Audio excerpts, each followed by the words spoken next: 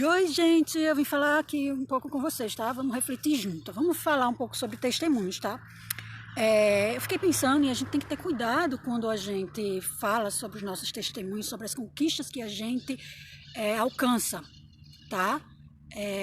Eu falo mais daquelas exteriores, que é quando a gente conquista um prêmio, quando a gente conquista que um marido volta para casa, que no caso ele estava antes com outra mulher, e que a gente pense um pouco sobre esses testemunhos, porque vamos supor que uma mãe perca um filho e a outra não, e as duas oraram, jejuaram, tiveram comunhão com o Senhor, relacionamento com o Senhor, viram mudanças nelas mesmas, mas uma delas perdeu o filho e outra não.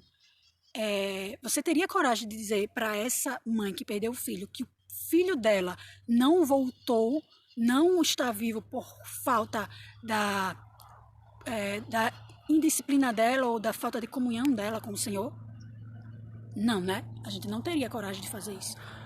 Então, assim, a gente tem que ter cuidado com o que a gente fala, com o testemunho que a gente fala, porque a minha vida, a minha experiência de vida, tanto negativa como positiva, ela não é um molde que vai ser replicado na vida de outras pessoas. A minha história é única, eu tenho uma individualidade única e uma experiência de vida única, sabe? E querer que isso seja replicado exatamente, as conquistas que eu tive ou que eu não tive exatamente na vida de outras pessoas. Então, as nossas experiências, elas podem sim virar uma forma de idolatria. A gente idolatra tanto aquela conquista que a gente deseja que outras pessoas passem por elas. É óbvio que a gente deseja, sabe? Então, por isso que a gente tem que ter um cuidado.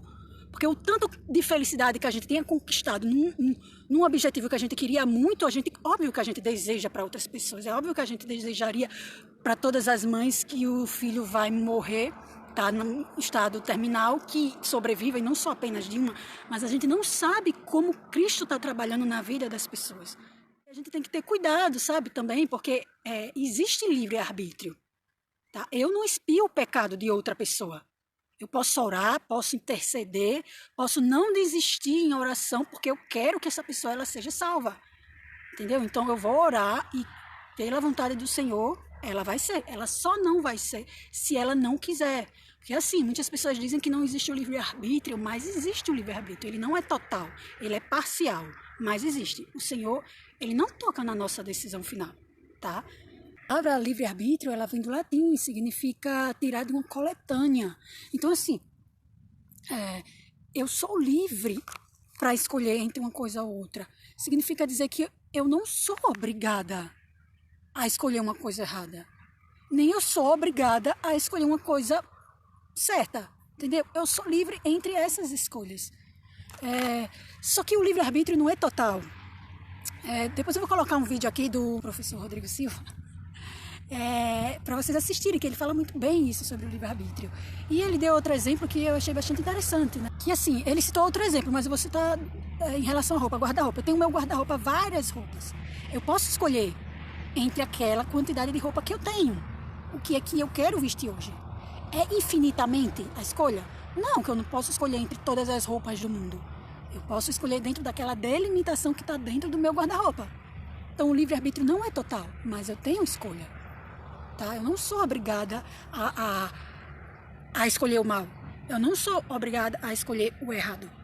Eu não sou obrigada a ferir princípios. Como eu não sou obrigada a ir a favor dos princípios que estão na Bíblia. Sou livre. E ele ainda cita um livro que está lá, a opinião das pessoas a favor do livre-arbítrio e as pessoas contra, tá?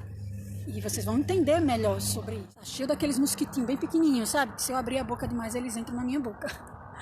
Então, assim, que a gente possa aprender o amor contracondicional, que é o não condicionar o outro a viver aquilo que ele não quer.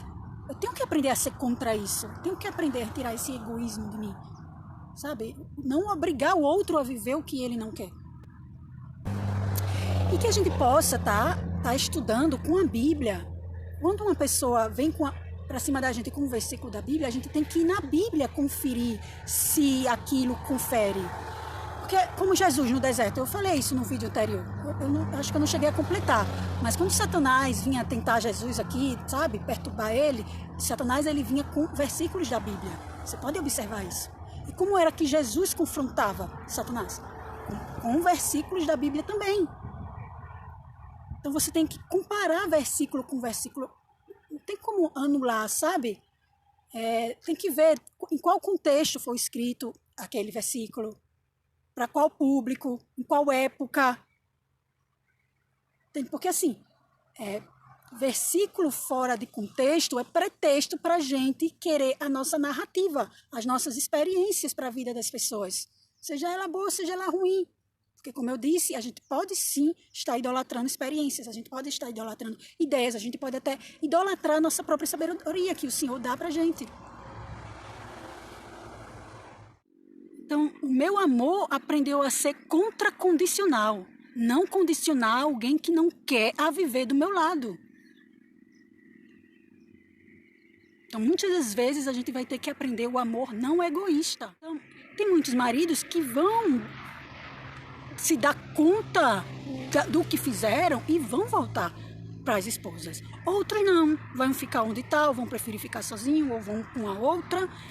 Vão colher as consequências das decisões deles, certo? Mas não significa que a salvação dessas pessoas só está em voltar para casa. Então, que os nossos testemunhos, eles sejam mais sobre os frutos que Cristo operou em mim, do que a conquista de um objetivo exterior. Quando você conquistou esse objetivo que você queria tanto, para e pensa, o que foi que mudou dentro de você, que melhorou você? É nisso que a gente tem que refletir. Porque senão a gente vai querer sempre estar orando para conquistar objetivos exteriores e não a nossa mudança interna, e não os frutos do Espírito do Senhor dentro de nós. Então, assim, tem muitas pessoas adoecendo, muitas mulheres adoecendo, muitos homens adoecendo, porque outras pessoas conquistam os objetivos exteriores, a volta de uma esposa, a volta de um marido, e outros não conseguem, e muitas delas estão depressivas, estão mal, porque interpreta da seguinte forma: nossa, minha comunhão com o Senhor não deve estar sendo suficiente, porque fulana de tal não está voltando para casa, eu ainda vou ficar aí, rodando no cativeiro. Gente, não é assim, tá? A outra pessoa, ela tem o direito de escolha. Vocês acham que vai ter que ser todo mundo salvo? Não vai. Porque vai ter aqueles que não vai querer. Porque se eles forem, para eles o céu vai ser um inferno. Não significa que viver com você seja um inferno, entendeu? O problema está na outra pessoa. Ela está fazendo as escolhas dela. Ela pode se arrepender em 6 meses, 1 ano, 2 anos? Sim, pode. Pode se arrepender e mudar? Pode. No processo, ela vai mudando gradativamente, assim como você. Não vai ser instantâneo. Pode se arrepender em 5 anos, 10 anos? Pode. Se você quiser esperar, espere. É uma decisão sua. Se você não quiser esperar, seja respeitada naquela escolha que você está fazendo. E, gente, ainda tem aquilo. A pessoa, ela pode se arrepender, mudar, mas querer ficar onde está. A salvação do ser humano não está no casamento, não está na pessoa, não está na alimentação, está em Cristo.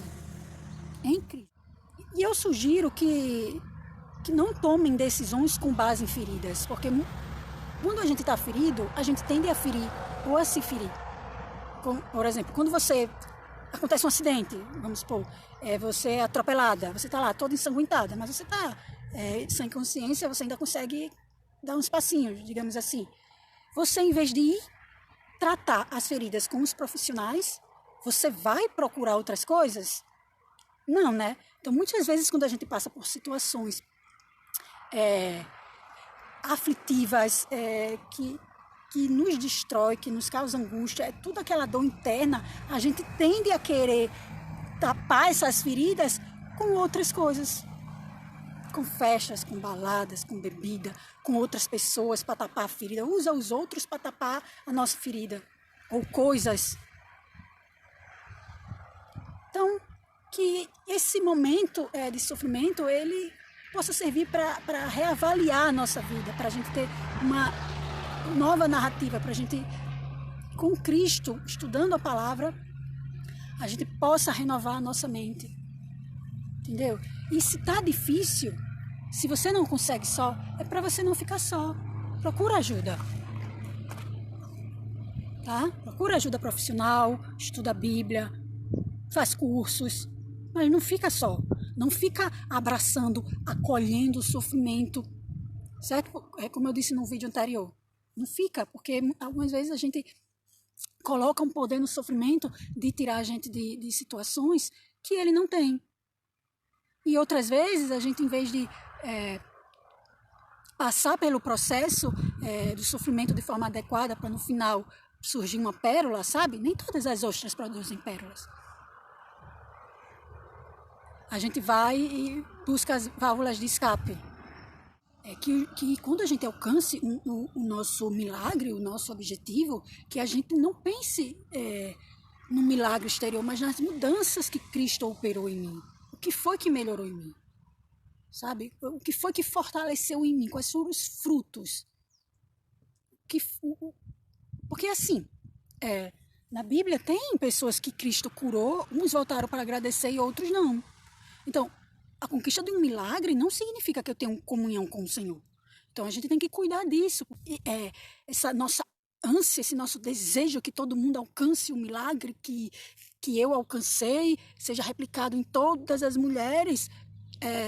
Ok, um desejo é válido, eu posso orar por isso, eu posso interceder por isso, mas eu não posso garantir que isso aconteça.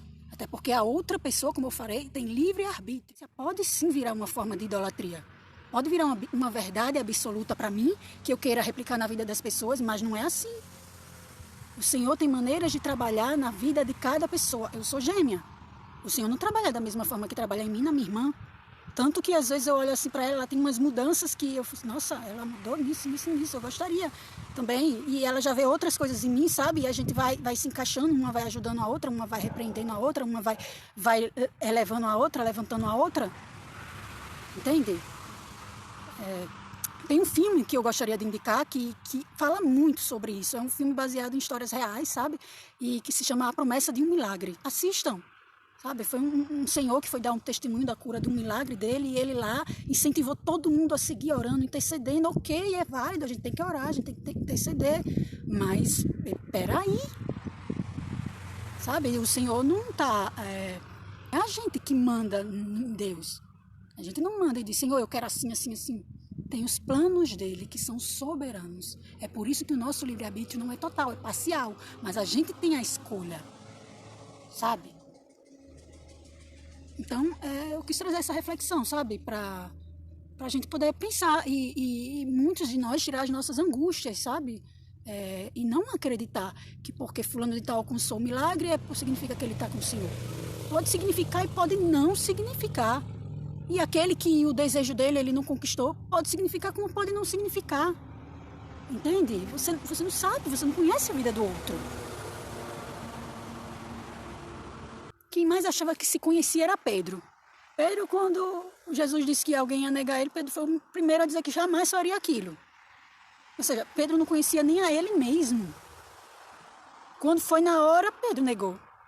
Então, assim, existe... A gente nem se conhece direito. Outro dia que eu fui descobrir um pecado silencioso. Entende? Que Cristo vai revelando as coisas pra gente gradativamente. Porque se ele revelar de uma vez, pum, toda a podridão que tem dentro da gente, capaz que a gente cair estatelado, morto no chão. Então a gente tem que cuidar, porque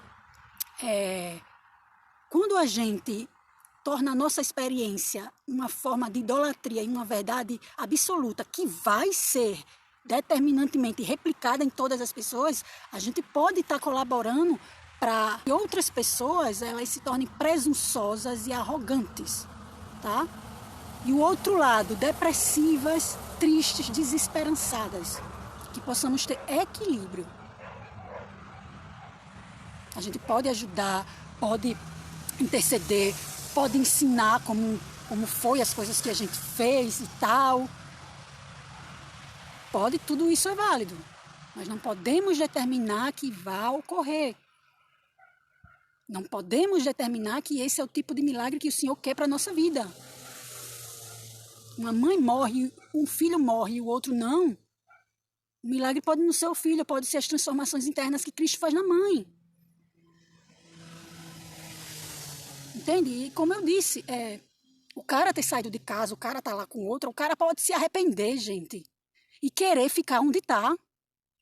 A salvação não tá na esposa, a salvação não tá no casamento, a salvação tá em Cristo. É o desejo de Cristo que os casamentos sejam vitalícios? É. Esse é o ideal de Deus.